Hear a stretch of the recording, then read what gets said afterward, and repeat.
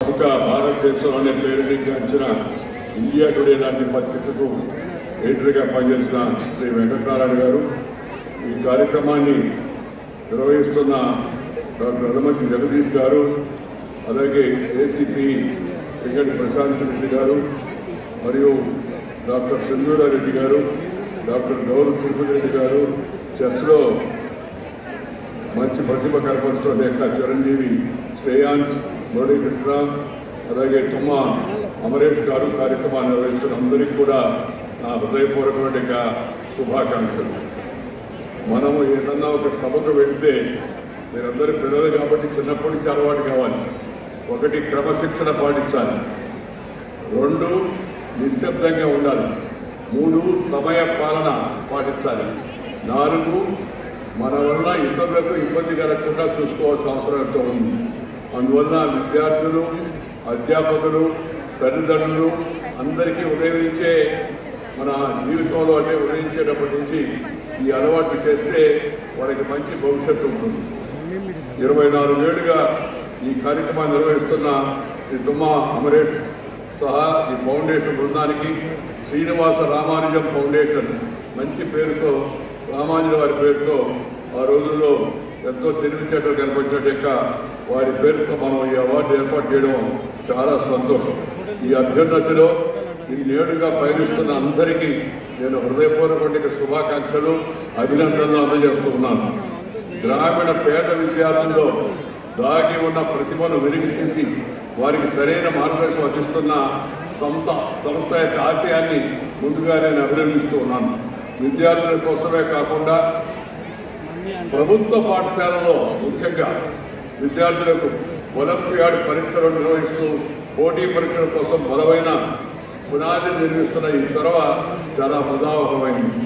విద్యార్థుల కోసమే కాకుండా సమాజంలో అట్టడుగున ఉన్న అణగారిన వర్గాల కోసం, భవిష్యత్ భారత్ నిర్మాణం కోసం శ్రీనివాస రామానుజం ఫౌండేషన్ చేస్తున్న కార్యక్రమాల గురించి తెలుసుకొని నేను ఎంతో ఆనందించాను.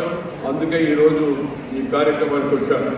ఈరోజు ఈ పురస్కారాలు అందుకున్న అందరూ ఒక రకంగా మనకి బాగా పరిస్థితులు, ప్రభుత్వంలో ప్రజా ఉద్యమాల్లో ముందున్నట్టు యొక్క మన మంత్రివర్యులు శ్రీమతి సీతక్క గారు ఇలాంటి కార్యక్రమాల ప్రధాన ఉద్దేశం ఆ రంగాల్లో లబ్ధ ప్రతిష్ఠులైన వారందరినీ గుర్తించి గౌరవించడం.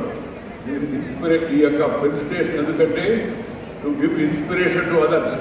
మంచి చేస్తే, ప్రతిభ కనపరిస్తే మనల్ని కూడా అభినందిస్తారనే విషయాన్ని అందరూ తెలుసుకోవాల్సిన అవసరం ఎంత కూడా ఉంది.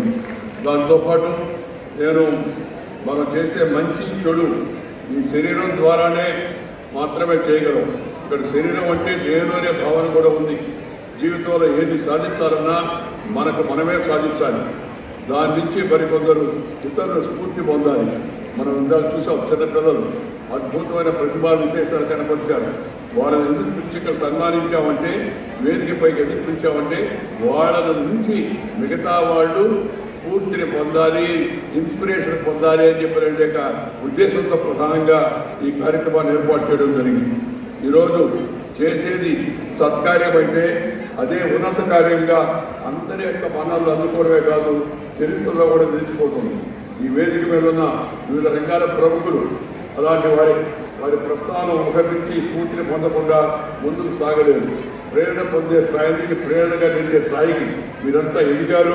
అది మనం అందరికీ కూడా ఆదర్శం కావాల్సిన అవసరంతో ఉంది. ప్రభుత్వ పాఠశాలలో శ్రీనివాస రామానుజం చేపడుతున్న కార్యక్రమాలు అభినందనీయమని, అదే సమయంలో ఇతర విద్యా సంస్థలతో కలిపి పిల్లలను బాబుకు వస్తే బాబమ్మ రే బాబు ప్రయత్నం మనం చేయాల్సిన అవసరం ఉంది. పిల్లలకు చదువు ఎంత ముఖ్యమో సంస్కారం అంత ముఖ్యం. దయచేసి తల్లిదండ్రులు, ఉపాధ్యాయులు అందరూ గమనించమని కోరుతున్నా. చదువు ఎంత ముఖ్యమో సంస్కారం అంత ముఖ్యమో. సంస్కారం అంటే మన భారతీయ సాంప్రదాయంలో ఆది కాలం నుంచి, వేదకాలం నుంచి, పుణ్యకాలం నుంచి, పురాణ కాలం నుంచి మన పూర్వీకులు అనుభవించి రంగరించి మేళవించి వారికి అందించే వారసత్వం అయిపోతుందో పెద్దలను గౌరవించడం, పాఠం చెప్పిన ఉపాధ్యాయుల జీవితం అంతా గుర్తుపెట్టుకోవడం, కన్న తల్లిని, జన్మభూమిని, మాతృభాషను, మాతృదేశాన్ని పాఠం చెప్పిన గురువుని జీవితంలో మర్చిపోకూడదు. అలా మర్చిపోయిన వాడు మానవుడే కాదు.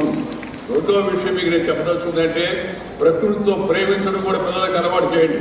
ప్రకృతి అంటే మన నీరు, మన గాలి, మన యొక్క చెట్లు, మన పచ్చదనం, మన వాగులు, మన మొక్కలు, మన నదీ నదాలు అన్నీ కూడా ఎంతో పూజనీయమైనవి. వాటిని ఎవరు దుర్వినియోగం చేయకూడదు, ఆక్రమణలు చేయకూడదు అనే విషయాన్ని పిల్లలకు చిన్నప్పటి నుంచే బోధించి తద్వారా వాళ్ళకి అలాంటి స్ఫూర్తి రావాలని చెప్పి నేను కోరుకుంటున్నాను. దాంతోపాటు ఈ చెట్ల పెంపకం, మన యొక్క స్వచ్ఛ భారత్ కింద, అలాగే ప్లాస్టిక్ వ్యతిరేక కార్యక్రమాలు, పర్యావరణ పరిరక్షణ లాంటి వాటి పట్ల జాగ్రత్తలు చేయాలి.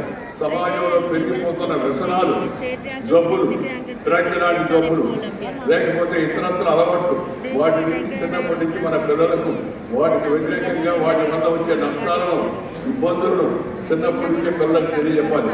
చిన్నప్పుడు మనసులో పడితే అది పెద్ద అయిన దాకా గుర్తుంటుంది. పెద్ద అయిన తర్వాత మనకి మంచి మార్గదర్శనం కూడా కనిపిస్తుందని మేమందరం కూడా మనం చెప్తున్నాము. మనం ఎంత ఎత్తు ఎదిగినా, ఎంత ఉన్నతమైన స్థాయికి చేరినా 5 విషయాలు ఎప్పుడు గుర్తుపెట్టుకోవాలని చెప్తుంటాను. ఒకటి కన్న తల్లి, అమ్మ. అమ్మ అంటే నాన్న కూడా. మనకు అద్భుతమైన జన్మనిచ్చిన తల్లిని ఎప్పుడు మర్చిపోకూడదు, ఎప్పుడు మర్చిపోకూడదు. మనం చూస్తున్న పత్రికల్లో తల్లిదండ్రులు పట్టించుకోలేదు, ఆస్తి కోసం చెప్పి తల్లిదండ్రులు హత్య చేశారు, లేకపోతే ఇంకో రకంగా చేశారు అనే రకాల ఇంకా వ్యతిరేక నకారాత్మక వార్తలు వస్తున్నాయి. వాటన్నిటికీ మనం దూరంగా ఉండాలి. దేవుడి తర్వాత దేవుళ్ళు మన తల్లి తండ్రి అనే విషయాన్ని మనం ఎప్పుడు గుర్తుపెట్టుకోవాలని అందరికీ మనం చెప్తున్నాం. రెండోది జన్మభూమి. మనం ఏ ఊరి నుంచి పుట్టామో ఆ ఊరి ఇప్పుడు సీతక్క గారు చెప్తున్నారు, మా మురుగు 10th క్లాస్లో టాప్ వచ్చింది సార్ స్టేట్ అంటే ఆ ఊరి పట్ల, ఆ ఏరియా పట్ల, ఆ భూమి పట్ల ప్రేమ అనేది ఎంత ఉందో జన్మభూమి పట్ల ప్రతి ఒక్కరికి ఉండాల్సిన అవసరం ఎంతో కూడా ఉంది. మూడవది మాతృభాష. మన మాతృ గర్భం నుంచి వచ్చిన భాష అమ్మ భాష, దాన్ని ఎప్పుడు మర్చిపోకూడదు. ఇంగ్లీష్ నేర్చుకోండి, తప్పు లేదు. హిందీ నేర్చుకోండి, అవసరం కూడా. కానీ అసలు భాష అమ్మ భాషను మొదటి నుంచి అలవాటు చేసుకోవాలా. తెలుగులో మాట్లాడాలి, తెలుగులో మనం ఒకరిని గౌరవించుకోవాలి. ఇంగ్లీష్ వ్యామోహానికి మనం తరలి ఉండకూడదు. ఎందుకంటే మాతృభాష కళ్ళ లాంటిది, కంటి చూపు లాంటిది. ఇంగ్లీషు కళ్ళద్దాలు లాంటిది. కళ్ళు ఉన్నాయనుకోండి కళ్ళద్దాలు పనిచేస్తాయి, కంటి చూపు లేదనుకోండి కళ్ళద్దాలు పనిచేయదు. అందుకని దయచేసి మాతృభాషను మర్చిపోకండి. మన ఇంటిలో, మన వీధిలో, మన గుడిలో, మన బడిలో అమ్మ ఒడిలో చెప్పిన భాష ఏంటో ఆ భాషను మనం మాట్లాడే అలవాటు చేసుకోవాలా. అమ్మ, నాన్న, తాతయ్య, అక్కయ్య, బావ, మరదలు అని ఈ భాషలో మాట్లాడదాం. ఈ మమ్మీ, డాడీ, విడి, డాడీ, కేడి అలాంటి మాటలు మనం చిన్నప్పటి నుంచి అలవాటు చేయకూడదు. అమ్మా నాన్న కూడా గుర్తుపెట్టుకోవాలి, ఉపాధ్యాయులు గుర్తుపెట్టుకోవాలి. ఇంగ్లీష్ భాష నేర్పించండి, ఇంగ్లీష్ వాడిగా తయారు చేయాలి. మనం భారతీయులం. ఎవరయ్యాను అంటే నేను తెలుగువాడిని, నేను భారతీయుడిని, నేను తెలంగాణ ప్రాంతానికి చెందిన వాడిని, నేను మురుగు, నేను వరంగల్, నేను నల్గొండ, లేకపోతే నేను నిజామాబాద్ అని చెప్పగలిగినట్టు ఇది మనకు ఆ స్ఫూర్తి మనకు ఉండాలి. కాబట్టి దయచేసి జన్మభూమిని ఎప్పుడు మర్చిపోకూడదు. మీరు పెద్దవాళ్ళు అయిన తర్వాత రేపు ఏదైనా మీకు అవకాశం వస్తే అప్పుడు మీ ఊరికి, మీ జన్మభూమికి కూడా తప్పనిసరిగా సహకారం చేయాలని దృఢ నిశ్చయం ఇప్పటి నుంచి మనసులో ఉండాలని అందరికీ మనం చెప్తాను. అలాగే